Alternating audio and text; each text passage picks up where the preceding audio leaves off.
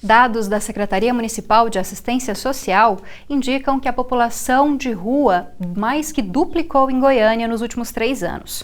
Um censo realizado recentemente pela UFG verificou que 42% das pessoas em situação de rua são homens, adultos, negros e solteiros, e estão há mais de 2 anos nessa situação.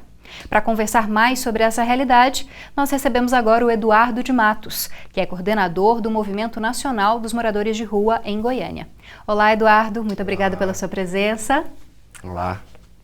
Bom, Eduardo, queria que você começasse falando para a gente, dá para explicar o porquê desse aumento, né, mais que duplicou as pessoas em situação de rua na capital? Dá para explicar por que isso está acontecendo? Sim, para nós do Movimento Nacional da População em Situação de Ruas, isso é muito claro, né? A gente percebe que ao longo do desenvolvimento, né, do nosso país, faltaram políticas públicas de modo que pudessem contemplar esses sujeitos. Quando a gente percebe esse aumento, né, das pessoas em situação de rua, quem são esses sujeitos? São, na verdade, pessoas, cidadãos, né, que entram em desequilíbrio nas diversas áreas da sua vida, justamente pela incapacidade de lidar de forma assertiva com os conflitos que ele tem ao longo desse desenvolvimento. A ausência de educação, de saúde mental, lazer, questões que contribuem ao longo do desenvolvimento. Então, o sujeito já na fase adulta, quando ele entra em conflito, seja no trabalho, fim de um relacionamento, são diversos os fatores que acabam contribuindo para que a gente tenha esse aumento, né, das pessoas no país de modo geral, e Goiânia também remete a esse cenário. Você já começou a falar um pouquinho sobre essas pessoas, né, que acabam tendo que ir para as ruas. Pessoas com problemas psicológicos, com problemas com o uso de droga, desempregados. Como é que é essa realidade? Dá para traçar um pouco o perfil da maioria dessas pessoas? Bom, na verdade, o perfil que ali ainda é posto, né, no último censo da UFG, são uma maioria homens, negros, né, com a idade de 30 anos aproximadamente, mas que a gente percebe que são pessoas, né, que entram mesmo em desequilíbrio. Eu bato nessa tecla porque eu trabalho diariamente, né, nas ruas, e ao dialogar com esses sujeitos, você se depara com as mais diversas histórias.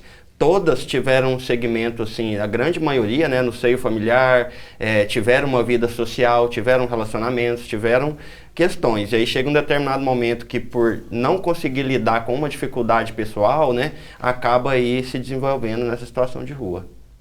A gente pode... A gente pode relacionar a crise econômica também com esse aumento? Existem muitas pessoas que perderam o emprego recentemente e acabam indo para as ruas, ou pessoas que muitas vezes encontram o próprio sustento também nas ruas. Como é que funciona isso, Eduardo? Com certeza, um dos principais vertentes desse desajuste é, com certeza, o cenário econômico. A gente tem no país, né, um dos mais desiguais do mundo, né, o nosso sistema. A gente tem, por exemplo, 50% da nossa economia na mão de 5 homens brancos com mais de 60 anos, um país de predominância negra, né, ganhando até de mais países do que da África, continente africano. E outros 50% do nosso recurso, da nossa economia, na mão de 210 milhões de brasileiros. Veja bem, 50% para 5 e 50% para 210. Como se já não fosse muito desigual, esse 50% dos 210 está mais ou menos assim no sistema hierárquico brasileiro. Um deputado que trabalha aí 8 horas por semana ganha aproximadamente 23 mil e alguma coisa. Abaixo dele, uma professora da rede de ensino pública. Ela trabalha 40 horas semanais, ela ganha 2.700 e alguma coisa. Abaixo dela, uma operadora de caixa de supermercado. Ela trabalha 60 horas semanais, ela ganha 1.700 e alguma coisa e vai descendo.